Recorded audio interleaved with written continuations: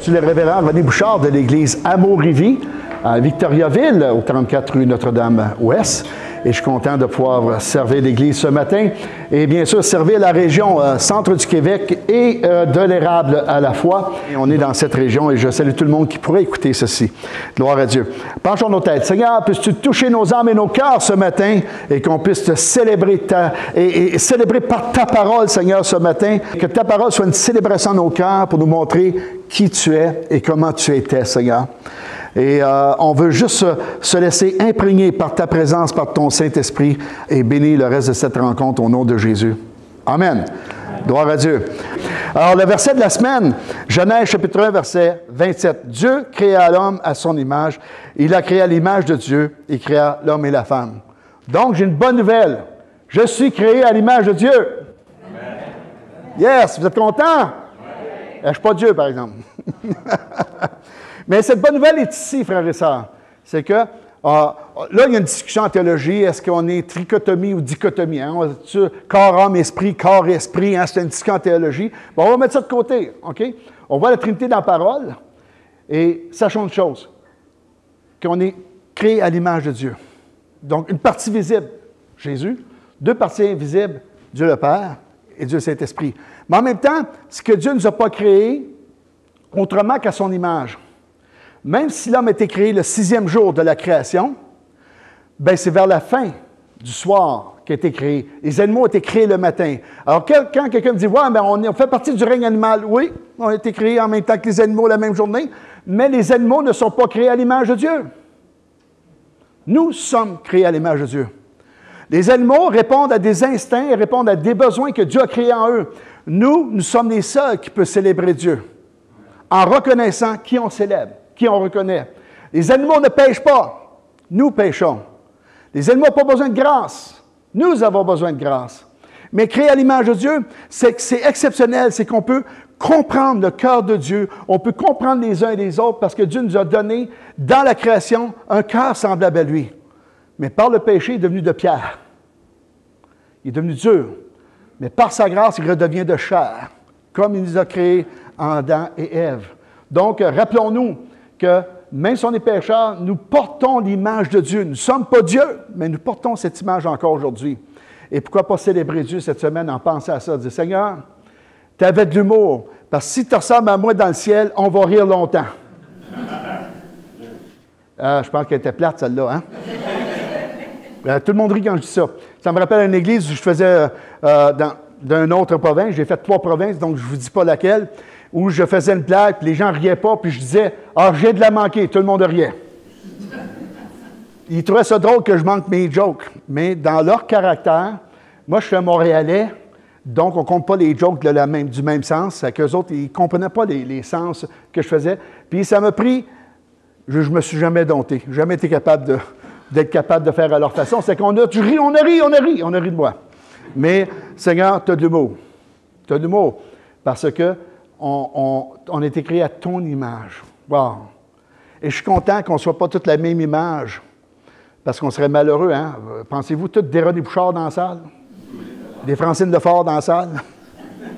Hein, ça serait malheureux. C'est pas parce qu'on n'est pas beau, c'est parce qu'il n'y aurait pas de beauté de création. Dans cela, il y a une beauté dans la création que nous sommes. Vous êtes tous beaux et belles. Tournez-vous de bord, dites à quelqu'un, si tu ne sais pas, je te le dis, tu es beau et belle le matin. Amen.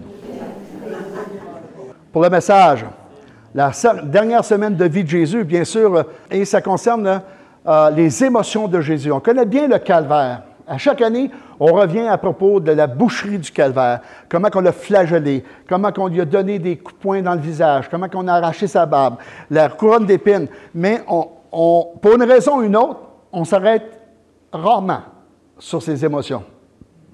Le Seigneur m'a été à cœur de partager sur ses émotions, comment il a vécu la chose. On en a assez dans le texte pour découvrir quelque chose de merveilleux. C'est qu'on peut lui faire confiance dans tout ce qu'il a vécu. Pas seulement physique, mais émotionnel. Il nous comprend parce qu'il a tout vécu. Donc, on va voir autour du Gethsémani ce matin, mais pas le calvaire comme tel, mais tout ce qui entoure le Gethsémani. On a Pierre qui va le reprendre, hein, parce que Jésus va dire ensemble vers le Gethsémani, mais c'est plus qu'une semaine ici. C'est l'une des premières déclarations dans Matthieu 16. Puis on sait que la dernière semaine de Jésus, c'est autour du chapitre 22 en montant. Puis il va dire, je m'en vais mourir. Et tout d'un coup, Pierre dit, wow, attends une minute, là, tu ne mourras pas. T'es-tu sur une dépresse? Tu sais, honnêtement, c'est qu'est-ce qu'il t'a prêt à dire? Mais mettons-nous en place de Pierre. Pierre, pendant 3 ans, il voit quoi de Jésus? Il guérit les malades, ressuscite les morts, nourrit des foules avec des pains et des poissons. Puis il fait du bien autour. Ben, t'es-tu sur un burn-out? T'es-tu épuisé par les efforts que tu fais? Et si on dit que Jésus n'était pas épuisé, bien, moi, je lis que quand il était dans la barque, pendant la tempête, il dormait.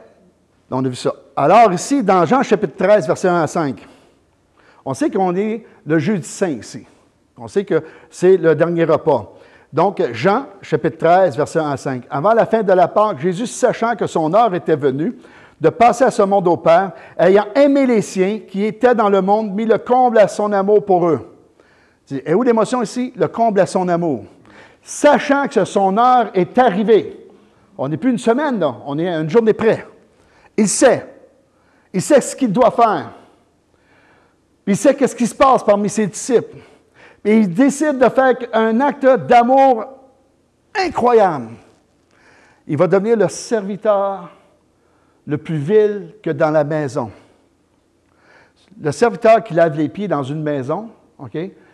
Serviteur ou esclave, c'est le même mot en grec, OK? C'est le plus bas des serviteurs. Tu as des serviteurs qui sont près du maître qui jamais vont laver les pieds. Même ces serviteurs-là vont se faire laver les pieds par le plus vil, celui qui vide les pots de chambre et qui lave les pieds à tous ceux qui rentrent dans la maison.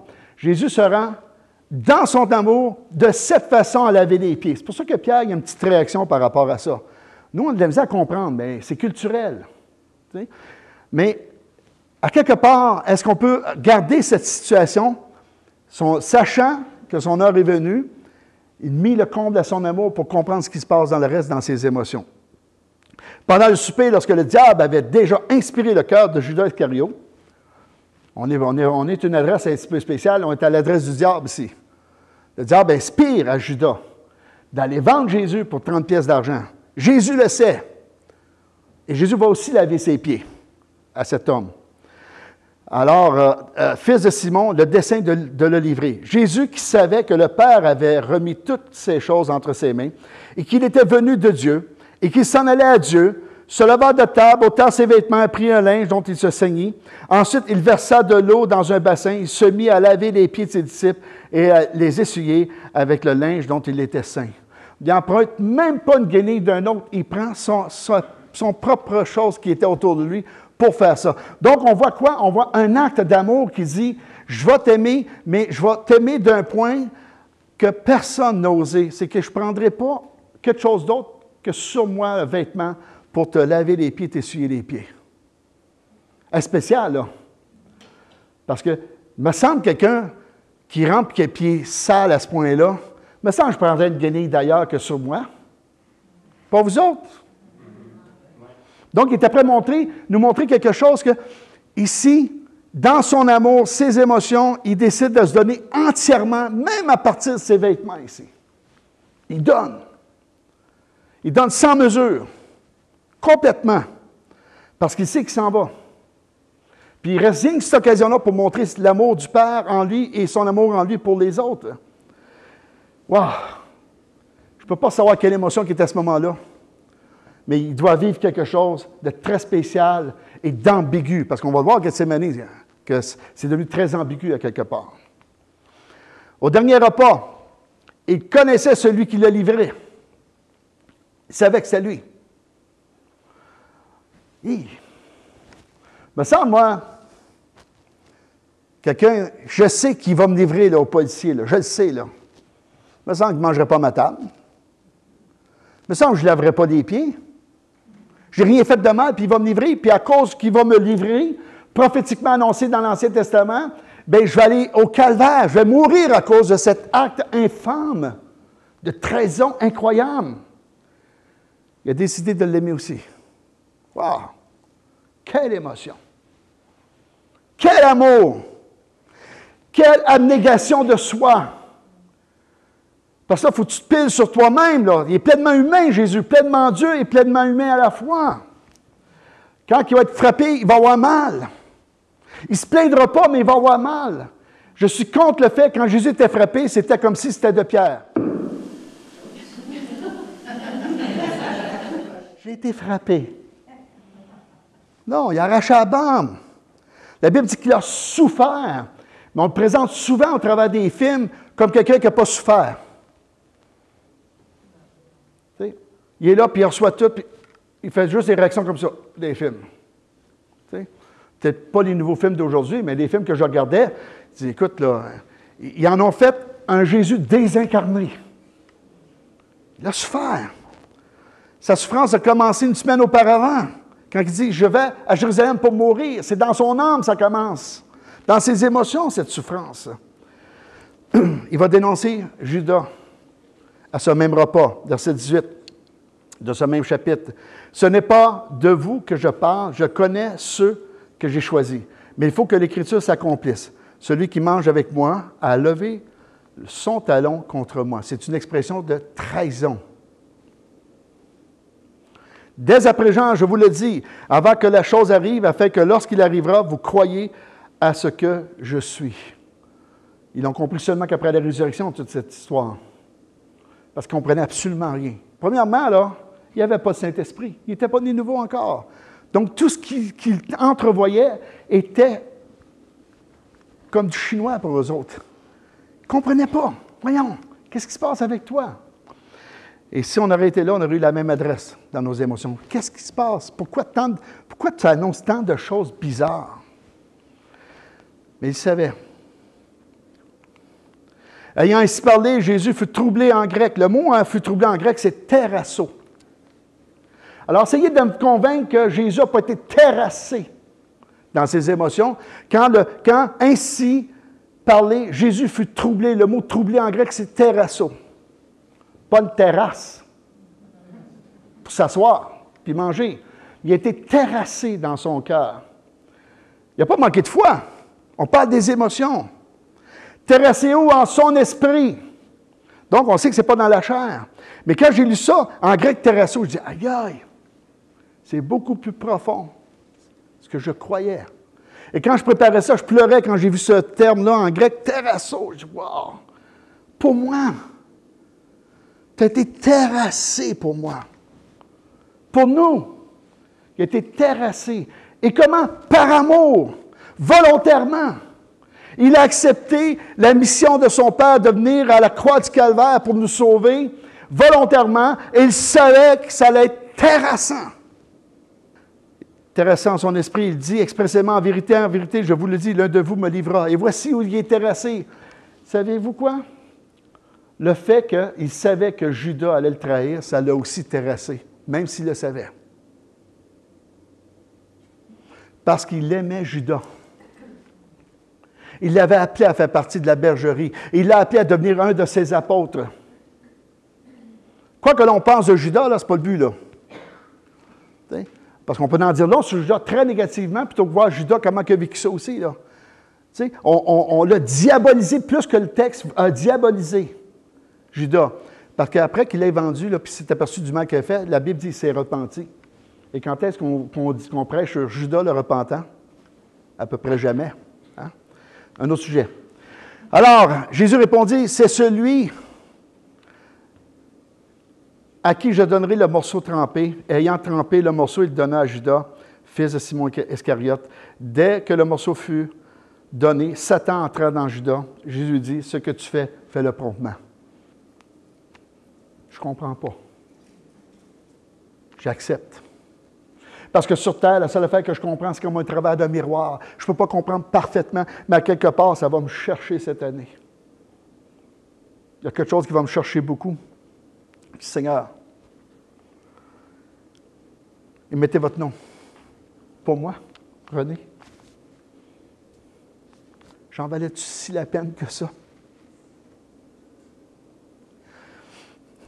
Il semblerait que oui, hein? Parce qu'il l'a fait pour chacun d'entre nous, frères et sœurs. C'est pas fini, là. Si vous pensez que les larmes n'ont pas coulé, peut-être qu'ils vont couler, peut-être. dans quelques minutes. Mon but, ce n'est pas de vous faire broyer, là. Okay?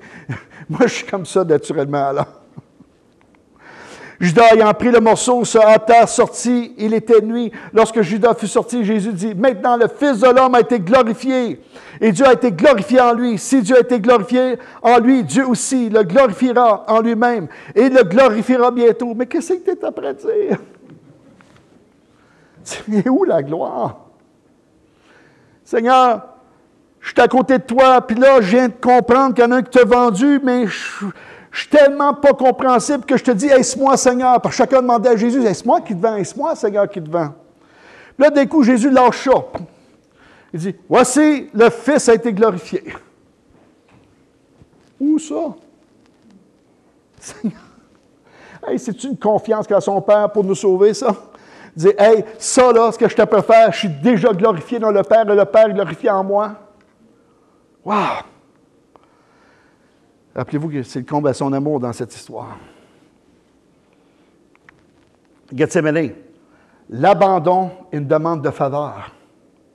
Hébreux chapitre 5 nous dit à ce moment-là les sentiments de Jésus. Et encore là, quand on vient de montrer que Jésus, il faisait juste prier au Gethsémani, voici ce qu'il dit. C'est Hébreux 5, versets 7 à 9. C'est lui qui, dans les jours de sa chair, ayant présenté avec de grands cris et avec larmes des prières de supplication à celui qui pouvait le sauver de la mort. On est-tu au calvaire ou on ne l'est pas ici?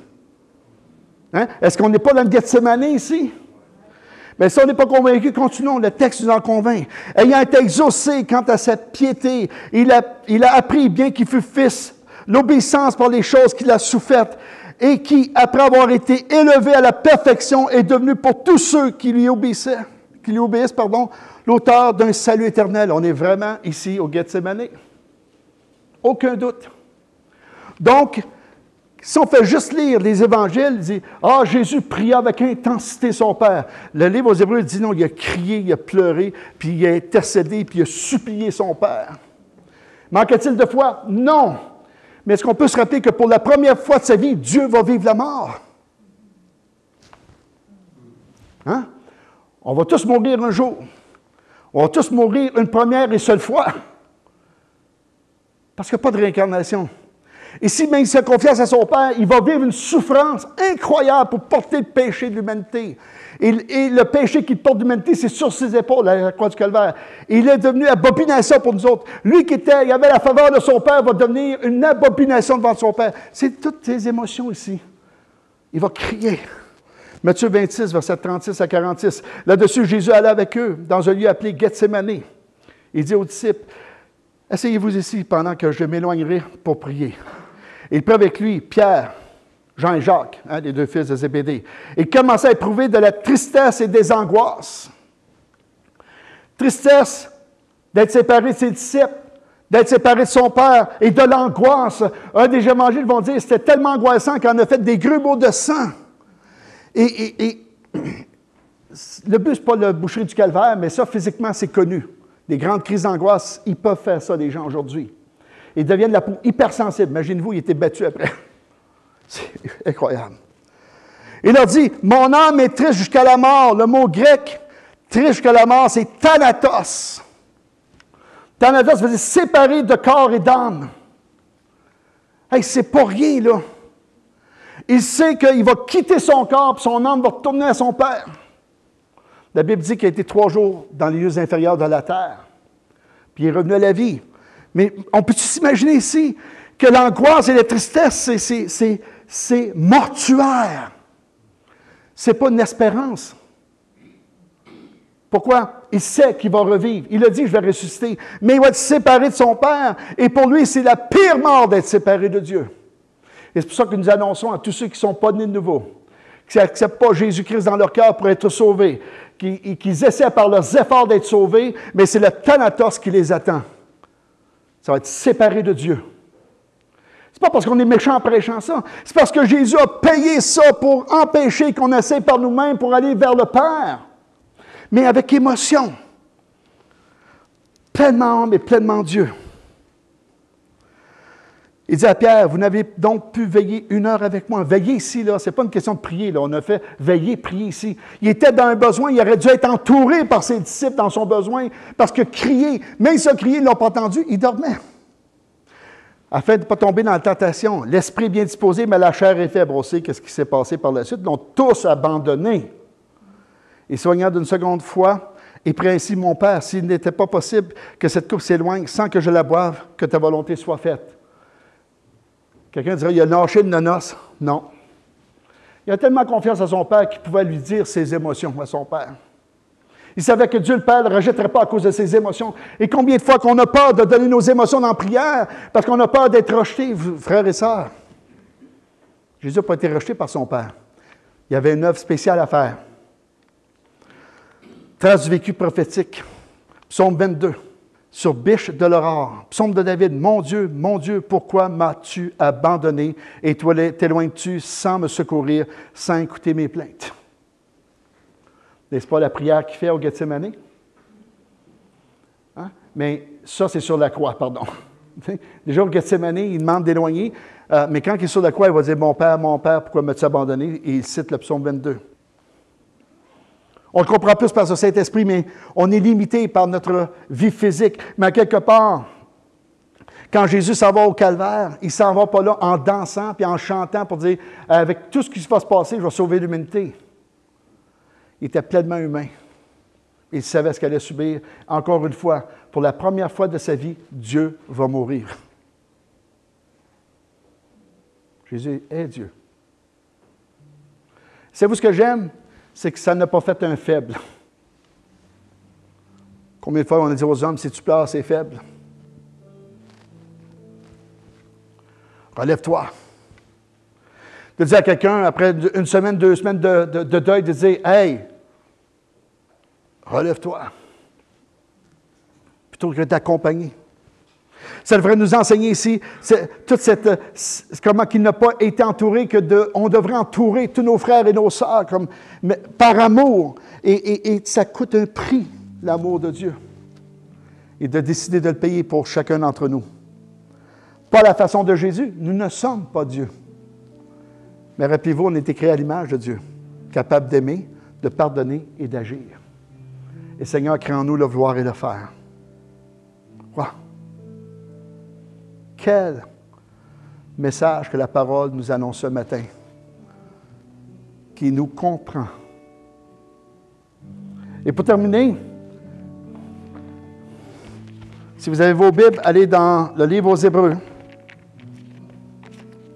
chapitre 4, verset 14. Hébreux chapitre 4, verset 14 et suivant. Ainsi, puisque nous avons un grand souverain sacrificateur qui a traversé les cieux, Jésus, le Fils de Dieu, demeurons fermes dans la foi que nous professons, car nous n'avons pas eu un souverain sacrificateur qui ne puisse compatir à nos faiblesses. Au contraire, il a été tenté, comme nous, en toutes choses, sans commettre de péché. Approchons-nous donc avec assurance du trône de la grâce afin d'obtenir miséricorde et de trouver grâce pour être secouru dans nos besoins. Probablement que personne d'entre nous va vivre un calvaire physique comme Jésus a vécu, d'être crucifié, flagellé. Mais on a tous des émotions. On a tous un vécu dans l'émotionnel. Et ici, Jésus, dans l'émotionnel, a vécu et il nous comprend. Voici la bonne nouvelle ce matin. Il comprend tout ce que l'on vit. Donc, la parole dit, approche-toi de Dieu avec toutes tes émotions parce qu'il te comprend et tu vas être secouru. Quelle bonne nouvelle! Penchons nos têtes. Seigneur, touche nos cœurs par ce message. Puisses-tu mettre sur chacun d'entre nous cette parole de grâce extraordinaire qui fait que parce que tu as vécu ça, tu nous comprends pleinement, tu as été pleinement humain et tu nous accompagnes. Et parfois, si on se sent incompris de nos frères et nos sœurs parce qu'on n'est pas en mesure de comprendre toutes choses dans notre chair, mais que toi, tu comprends. Confirme et affirme dans nos cœurs ce verset d'Hébreux chapitre 4, verset 14 à 16, pour nous emmener à une pleine liberté d'aller vers toi puis d'être secourus. Tel un ange te secouru dans le Gethsémani. Je te prie de toucher nos âmes à salut pour nos amis qui écouteront. Que c'est pour la première fois qu'ils entendent un message de grâce et d'espérance. Je t'encourage à prier le Seigneur, lui dire, je te demande pardon pour mes manquements, de t'avoir oublié. Mais aujourd'hui, je veux que tu entres dans ma vie, dans mon cœur. Viens, je me donne à toi. Viens dans ma vie, pardonne-moi de t'avoir oublié. Pardonne-moi. Et le mot péché est un mot qui est péjoratif aujourd'hui. Pardonne le fait que j'ai manqué le but d'aimer comme toi tu aimes les gens. Et sauve-moi. Bénis le restant de la semaine. Pour nos frères et nos sœurs qui ont voyagé, protège-les sur la route. Et bénis-nous par ta présence, par ce message, au nom de Jésus. On va terminer avec la louange, mais je vais vous saluer à ce moment-ci. Que le Seigneur vous bénisse abondamment. Je vous aime. À dimanche prochain. Bye.